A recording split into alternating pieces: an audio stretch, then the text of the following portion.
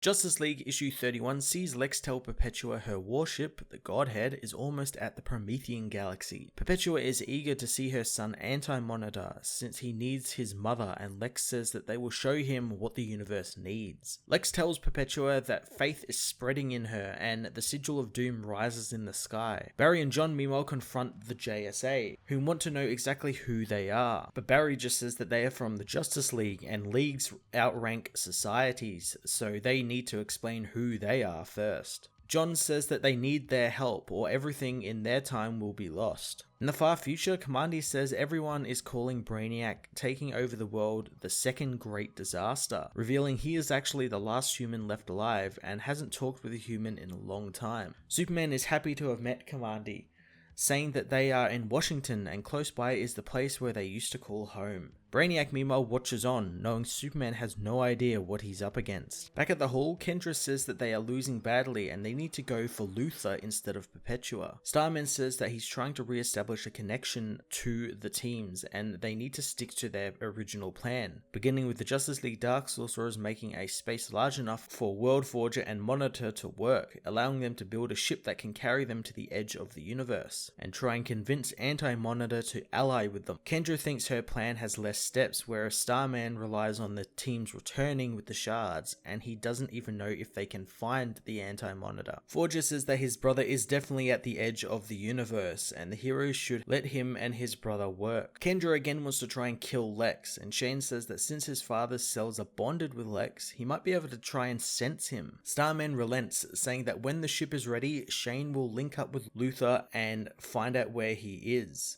but their plans won't change. Hawkgirl isn't really satisfied but will make do, as Mera says that she knows what it's like to lose someone and hopes the rest of the league are faring better than them. The JSA meanwhile want answers, confused as to how Barry and John could be the Flash and Green Lantern when Jay and Alan are those heroes. John explains where they came from and how they are part of the Justice League, and how their teammate Starman sent them back in time to retrieve a shard of the Totality. The Starman of the JSA wonders how he could have done that, as the rest of the team are all still confused. The JSA decide to introduce themselves one by one, and Barry says he knows who Kent Nelson is since he exists in their world, as does Carter Hall, wondering if Shiera is there. This causes Hawkman to grab him, demanding to know how he knows that name. Barry tells him that he is her teammate, and he doesn't know who the others are, but feels he knows who Jay Garrick is, like they have a history together. John asks about the Green Lantern Corps, but Alan says he's never heard of it, saying he got his lantern in a train accident,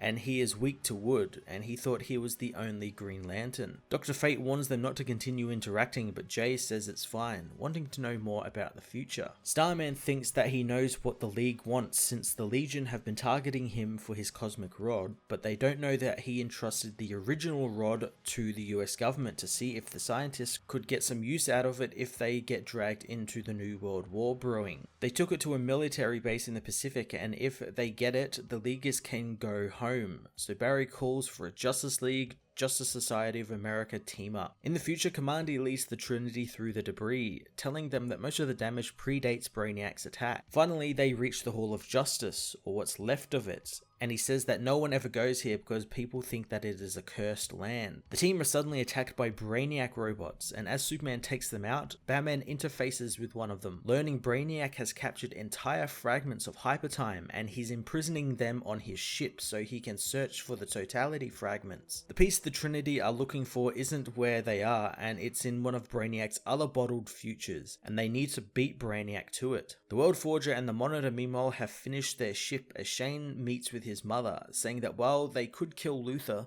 Doom would still win because of it, and Doom would infect Kendra's heart. Kendra says that Shane is more like his father than he knows as they get ready to leave. Activating the ship, Monitor says that he has done what he can to protect them from bleed space on their travels, and if they were to exit the ship during it, they would be fragmented into infinite possibilities of themselves. Shane begins to reach out for Luthor's mind, finding that he too is headed to the edge of the universe, and they need to hurry to beat him there. Jaro connects Mera to Kendra as the Stargate opens, allowing the ship to race through it as Starman sends out a message through time to the Leaguers, wanting them to hurry in their missions. In the past, the JSA and the League arrive at the Pacific, learning that they are on Hawaii. Barry realizes where they are, asking John if he thinks the Legion would really interfere with history that much. John asks the JSA what the date is, learning that they have arrived at Pearl Harbor on December 7th, 1941. Manning one of Atom's quantum ships hidden in the ruined hall, the Trinity and Commandy navigate their way through the power lines connecting Brainiac's jars. They begin to hear Starman's message, meaning that they are in the right future as they are getting closer to the Totality. They arrive in a new future, returning to full size as they crash land on the ground. Soon they are greeted by a Brainiac-controlled Justice Legion A, who say all futures belong to Brainiac. In 1941, the Legion of Doom joined the Japanese bombing of Pearl Harbor, knowing that this is the moment Doom wins. Perpetua feels them tipping the scales towards Doom as Luthor broadcasts to all Legion members, telling them to kill the Justice League. At the end of the universe,